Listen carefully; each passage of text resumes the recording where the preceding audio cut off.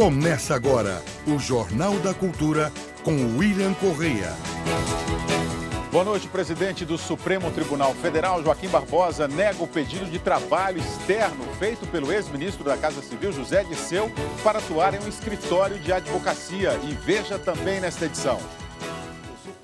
Pesquisa de intenção de voto, Aécio Neves sobe e diminuem as chances de Dilma Rousseff ser reeleita no primeiro turno. Grandes distâncias e falta de infraestrutura podem transformar o Mundial em pesadelo para os torcedores estrangeiros. Jornal britânico diz que Londres é sondada para substituir o Rio de Janeiro nas Olimpíadas de 2016. Justiça rejeita tese de injustiça tributária e determina a saída do sem-teto do terreno próximo ao estádio da Copa. Filha de José Dirceu fura fila dos familiares de detentos para ver o pai no presídio da Papuda. O tratamento em penitenciária é o tratamento igualitário, sob pena de nós termos uma reação dos demais custodiados. Condenado por fraude, Berlusconi inicia trabalho social em asilo da Itália. Ucrânia considera provocação a visita de Putin à Crimeia. E participam da nossa bancada o professor da Faculdade de Medicina da USP, Paulo Saldiva, e o economista e professor da PUC de São Paulo, Antônio Correia de Lacerda. Mande a sua pergunta aos nossos comentaristas através do Twitter e do Facebook do Jornal da Cultura. O brasileiro está gastando mais para comer fora de casa. O preço das refeições em restaurantes aumentou cerca de 10% nos últimos 12 meses.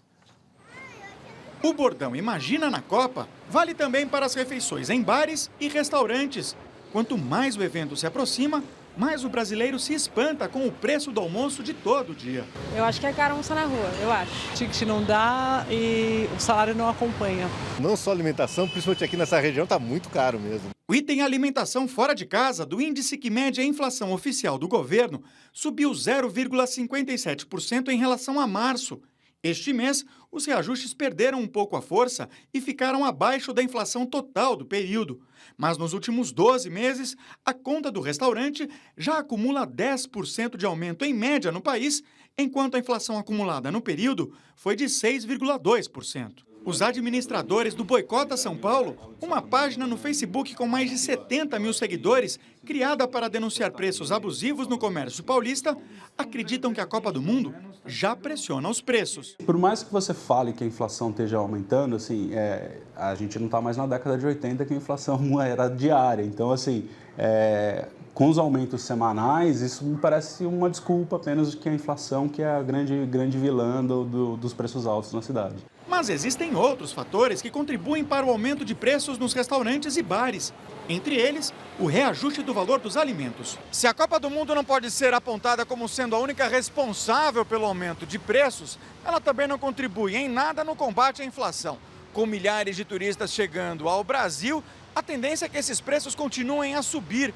E o problema com a inflação é que dificilmente eles voltam ao patamar anterior depois de passado o evento. Mesmo diante da oportunidade de lucrar um pouco mais com a Copa do Mundo, a Associação de Bares e Restaurantes de São Paulo desaconselha os estabelecimentos da cidade a aproveitarem o evento para reajustar os preços. A maioria dos frequentadores de bares e restaurantes durante a Copa vão ser os próprios paulistanos, os próprios brasileiros. E o sujeito que aumentar o preço acima dessa própria inflação existente, ele vai acabar perdendo clientes.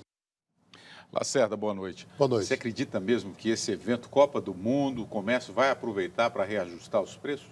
Olha, alguma pressão a gente pode ter sim, mas eu vejo que o fenômeno do preço dos serviços, porque restaurante é serviço, né? E alimentos é algo que a gente já observa nos últimos anos. E isso tem a ver com uma mudança do patamar, né, de consumo das pessoas. Não é um fenômeno restrito ao Brasil. Há outros países em desenvolvimento que apresentam índices de inflação parecido com o Brasil, que é o caso da África do Sul. A própria Índia tem uma inflação superior à brasileira. O que esses países têm em comum?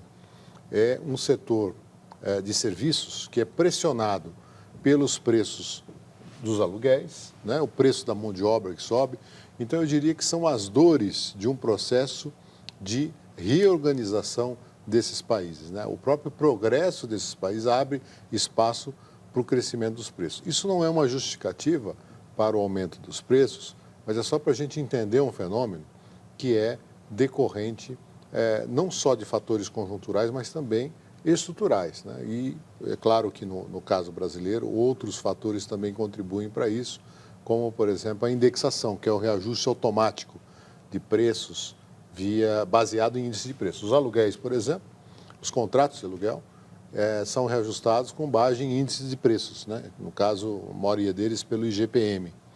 Então, isso acaba criando um aumento de custo, né, para quem oferece esse serviço, que acaba sendo repassado aos preços.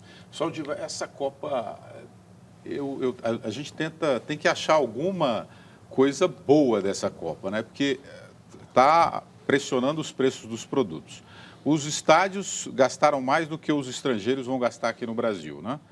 Pelo menos é a expectativa. Não houve mobilidade. Você encontra algum ponto aí positivo, além da festividade Copa do Mundo?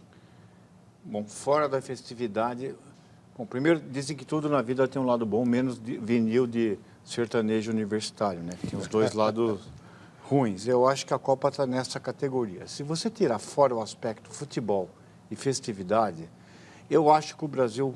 Pessoalmente, eu não sou um especialista na área, eu estou falando como cidadão. Então, o telespectador não precisa acreditar no que eu estou falando, porque eu não tenho nenhuma base para isso. Eu vou expressar minha opinião. Nós teremos outras prioridades.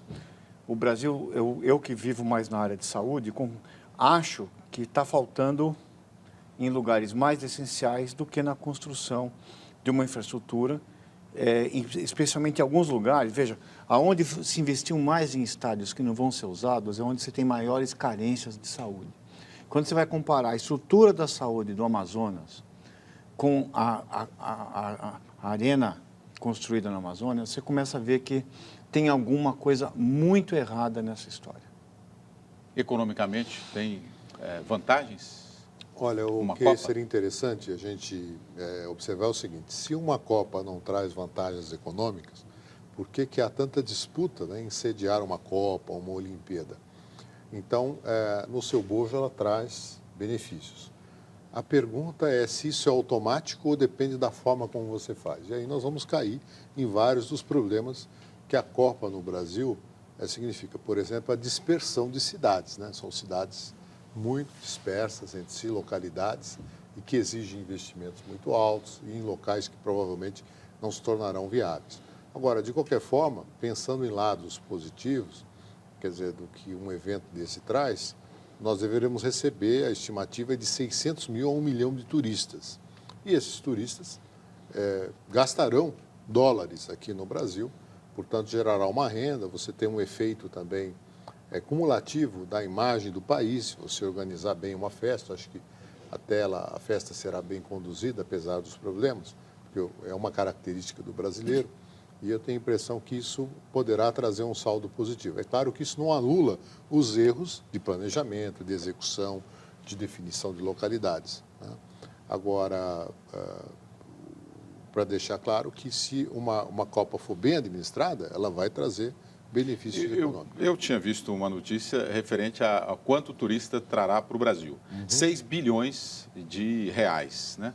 E nós gastamos só com estádios 9 bilhões. Tá. Mas mesmo assim tem outros espaços na economia para que o dinheiro circule e a gente tenha uma rentabilidade, tenha benefícios com a Copa do Mundo, né? Por exemplo, você tem os efeitos indiretos, né, desse processo e cumulativos ao longo do tempo, porque se esses turistas que vierem, se for a primeira vez que muitos deles virão certamente, promoverem o Brasil lá fora, isso pode estimular outras pessoas, outros turistas, nos anos seguintes, ao longo de 10, 20 anos, a trazer mais divisas para o país, né? Então, há um ganho de imagem a partir de um evento bem sucedido, né?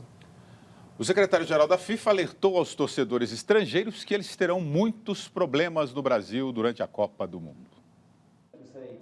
Jerome Valk deu detalhes dos possíveis problemas que os torcedores estrangeiros deverão passar ao desembarcar no Brasil. Para começar, ele disse que o Brasil pediu um mundial com 12 estádios, e isso vai gerar um grande problema de locomoção, já que o país tem dimensão continental. Ele lembrou que na Alemanha foram apenas 8 estádios. Você está na Europa, você sai da Espanha, você está do lado, você da França, você vai para a Holanda, para a Inglaterra, você pega um trem. No Brasil, não. No Brasil, você vai pegar um avião para ir para Manaus, você vai pegar um avião, né? É muito longe, é muito distante. Jerome disse que a FIFA sabia que isso poderia ser um problema, mas acreditou que com 5 anos para se preparar para o Mundial, o Brasil poderia buscar soluções. Jerome Valk alerta para os turistas não dormirem na praia. Explica que não dá para chegar com uma mochila e começar a andar. Diz que não há trens, que não é fácil se locomover no país, que não dá para dirigir de uma cidade-sede para outra e, por fim, pede para ninguém dormir no carro. Não se pode fazer isso no Brasil. Eles vêm usufruir de um serviço e que se não encontram se não vai de acordo com aquilo que foi vendido, tem toda a razão de criticar. Ficou muito em cima da hora e está faltando muita organização. Valk diz que as declarações podem criar diversos problemas. Mesmo assim, enfatizou: certifique-se de que você está organizado para ir ao país. Nós, brasileiros, infelizmente, estamos conformados e acostumados com esse caos que é o nosso país. Agora, os estrangeiros, os turistas, os corajosos que vierem para o Brasil, se eles querem chamar de um programa exótico, eles terão. E aí, Saldiva, essa declaração de Jerome Valk não desgasta a imagem do Brasil lá fora? Tem uma declaração correta, mas totalmente inútil, porque ele sabia disso desde o começo. Então, me pareceu um pouco oportunista esse senhor. Não, eu não estou tendo um arrobo patriótico dizendo que ele ofendeu o Brasil. É lógico que no Brasil não dá para dormir no carro, mas não dá para você ir de uma cidade a outra de carro, porque evidentemente você sair do Rio de Janeiro para ir para Manaus, não dá. Mas tudo isso que ele falou, ele não pode alegar o benefício da ignorância. A FIFA sabia desde o começo, e a ideia de que ele imaginava que ia ter uma estrutura, depende do quê? O país não pode encurtar. Então, muitas das advertências que eles estão fazendo, quer dizer, me parece um indivíduo que quer tirar da responsabilidade. Eu não sei o que aconteceu para que o Brasil ganhasse a Copa. Eu imagino que foi uma competição honesta, mas pode ser que alguma vantagem a FIFA tenha auferido. E agora vem cantar de virtuoso. Desculpa, tem uma coisa que o indivíduo não pode fazer: chamar a gente de idiota. E é o que esse indivíduo está fazendo para nós. Olha, pelo Twitter aqui, o Sandro Barbosa disse: é tão ruim assim porque a FIFA definiu a Copa aqui no Brasil. E o Enio Torres Granel: o Valk não está atestando a sua incompetência ao apontar tantos defeitos do seu produto? Porque, na verdade, ele escolheu aqui, né? Não, certamente, né? Porque, como o Saldiva lembrou, quer dizer, desde a definição, o planejamento, isso é feito em conjunto. Quer dizer, então, o Brasil mais a FIFA, não tem o tal do padrão FIFA. Quer dizer, o padrão FIFA não observou que eram cidades que eram muito diferentes. Agora, eu gostaria de destacar um outro ponto. Eu noto também um certo complexo de vira-lata, para citar o Nelson Rodrigues. Em alguns depoimentos, não estou me referindo, evidentemente, a nada, nenhum dos que estão aqui, nem que apareceram na reportagem. Mas aquela coisa assim, não, aqui é um caos e tal. Eu já enfrentei problemas seríssimos no aeroporto de Roma, que é tido como país de primeiro mundo, etc. Eu quase perdi o avião porque fiquei 3 horas na imigração, né? Então, quer dizer, não é bem uma particularidade brasileira, o caos no aeroporto, etc. E depois é o seguinte, para um estrangeiro que sai de uma Alemanha, por exemplo, que é menor do que o estado de São Paulo, o fato do Brasil ser tão grande e tão diverso pode ser algo tão inusitado, tão exótico para ele, que ele vai gostar, apesar das dificuldades. E eu não creio que as pessoas sejam tão desinformadas de saber que o Brasil tem 8,5 milhões de extensão, não é verdade? Então, é um aviso inútil. Pois é. Oportunista e extemporâneo. E eu diria alguma coisa de demagógico, querendo tirar dele uma responsabilidade pela qual ele foi absolutamente parceiro. Eu, se eu fosse do governo brasileiro, eu estaria muito bravo com esse indivíduo, porque ele está alegando coisas que o Brasil não é Alemanha, ele sabia desde o começo, quando ele fez essa Copa. Avisar agora, eu acho... Bom, vou ficar quieto. Seguimos, senão... né? Londres é sondada para substituir o Rio de Janeiro como sede das Olimpíadas 2016. A informação partiu de um tabloide inglês e se espalhou pela mídia britânica. De acordo com a publicação, membros do Comitê Olímpico Internacional teriam procurado autoridades de Londres para saber se a cidade poderia sediar novamente as Olimpíadas. Segundo o jornal, os motivos seriam os atrasos na preparação do evento pelo Rio de Janeiro. O COI negou os boatos. O porta-voz do comitê chegou a afirmar que a mudança da sede é totalmente impraticável. Os rumores surgiram 2 semanas depois do vice-presidente do Comitê Olímpico Internacional criticar os atrasos no Rio de Janeiro. Na ocasião, John Coates chegou a dizer que os preparativos do Brasil são os piores que ele já viu. Em São Paulo, a Justiça nega pedido do movimento de trabalhadores sem teto para permanecerem em um terreno invadido perto do estádio da abertura da Copa, o Itaquerão. O grupo argumenta que a construtora dona do local é isenta de IPTU. Um grupo de 2.000 famílias que invadiu no último sábado um terreno da construtora Viver, na zona leste da capital, tenta evitar a reintegração de posses já concedida pela Justiça. O movimento recorreu da decisão, apresentando a tese de injustiça tributária. No caso, o terreno avaliado em 22 milhões é isento de IPTU, Imposto Predial Territorial Urbano. A construtora paga apenas o ITR, Imposto Territorial Rural, tributo federal cobrado em áreas rurais onde há produção agrícola, mas hoje não há atividade rural na área ocupada. A Justiça rejeitou o pedido do MTST, mas suspendeu o cumprimento imediato de reintegração de posse. Foi marcada uma audiência de conciliação entre os donos da construtora e o sem-teto para o dia 23 de maio. O terreno invadido fica próximo ao estádio Itaquerão, sede da abertura da Copa do Mundo, no dia 12 de junho. Não teria que se cobrar IPTU desse terreno? Há uma redução do IPTU para estimular a criação de empregos na região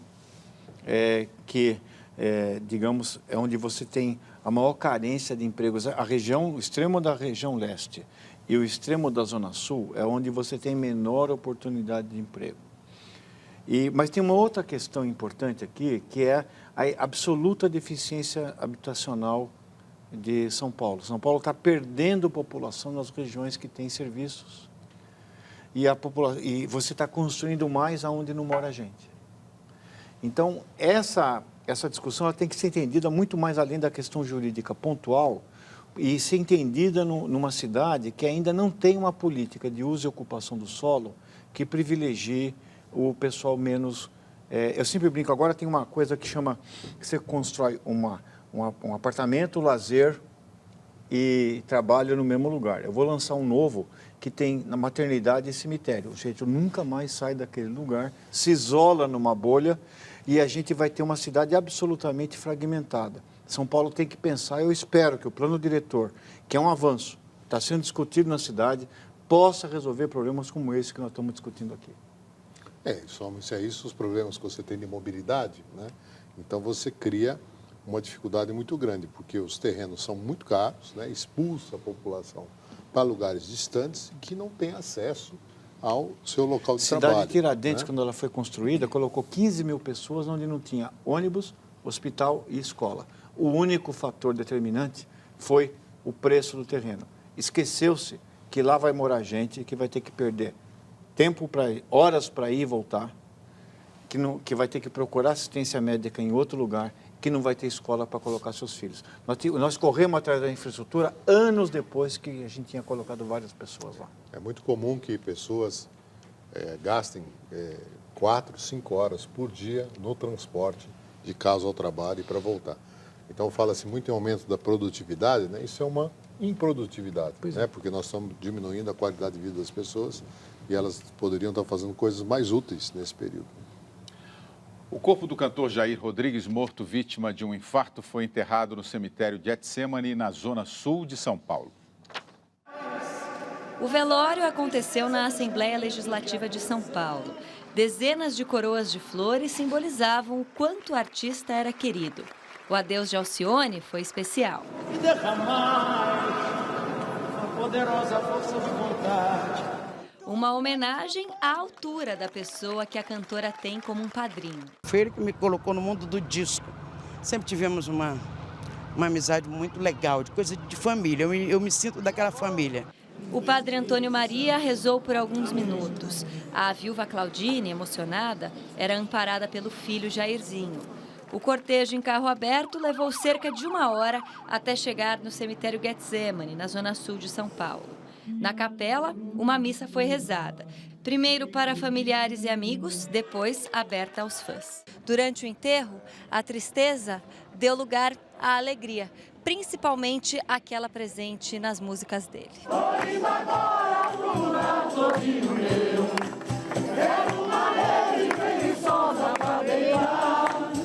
No último adeus, a mesma despedida de quando o cantor deixava os palcos.